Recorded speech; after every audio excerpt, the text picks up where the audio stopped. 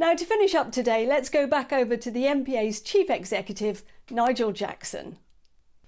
Thank you, Sybil. Well, I wouldn't want any of you to think for one moment that just because we haven't occupied 30 Euston and been all over the country filming and interviewing you, that this is necessarily a breeze to put together. It's actually been a really good exercise in teamwork, and clearly it could never be quite as physical as our normal process, but nonetheless it has been quite complex. So I just wanted to thank a number of people who've helped make today, I hope, a success, and that you've really enjoyed it, and above all may have something you can take away and employ with colleagues back in your businesses.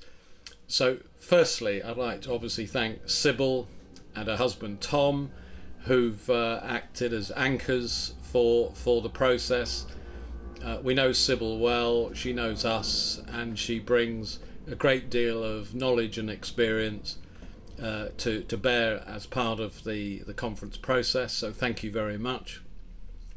To all of our speakers, thank you for giving of your time. I know it's been logistically challenging, but we do appreciate you finding time to contribute to today. And to all those very interesting characters who we've been able to get clips on mobile phones from. I repeat what I've said over the years. People say, oh, you don't get the characters. I've always said that's rubbish. You do. And I think the evidence was plain to see. But it was really great to get that rich, wide range of views from people who are operating in all sorts of situations on our activities around the country. So thank you very much indeed for being good sports and playing along. Thanks again to the Health and Safety Committee and the working groups, without whose effort none of the outputs from the MPA could happen at all. That is so important to us. If we don't have the members, we don't have an association.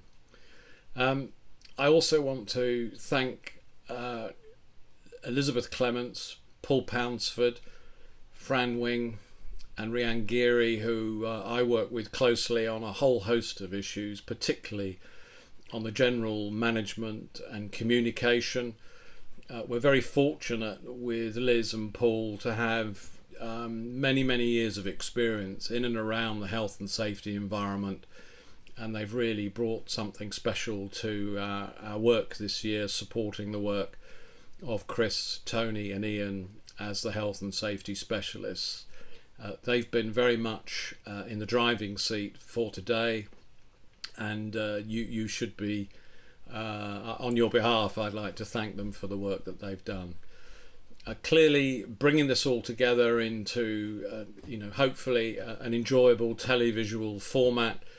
Thanks go in the usual way to Tim and George Payne, who we've been working with for many years, and really without them I think we'd really struggle to do anything, whether it's live at 30 Euston or virtually such as today. Above all, I'd like to thank all of the members for joining us today and attending.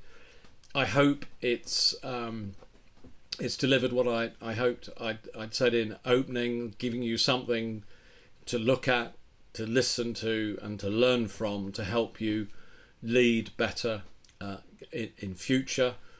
We'll be looking forward to getting your feedback. We'll probably be listening and learning ourselves to try and improve this way of working with the members in future, and we look forward to that. And I think probably it's pretty important just to remind ourselves of the need to stay alert, whether it's because of COVID or any other potential hazard. But when it comes to COVID, I think less is more, and the hands, face, space. It took a long time for government to get there, and I know they can't write sentences of more than about 3 words anyway, based on recent campaigns, but on this occasion I happen to think they've got it right. And if only everybody in the country followed that simple advice, we'd be in a better place. It's a bit like us making sure that we deliver Vision Zero. Thank you very much for your time and attention, and I very much hope we're able to see you in person in the normal way this time next year. But let's just suspend judgment on that for a wee bit longer. And thank you once again. Goodbye.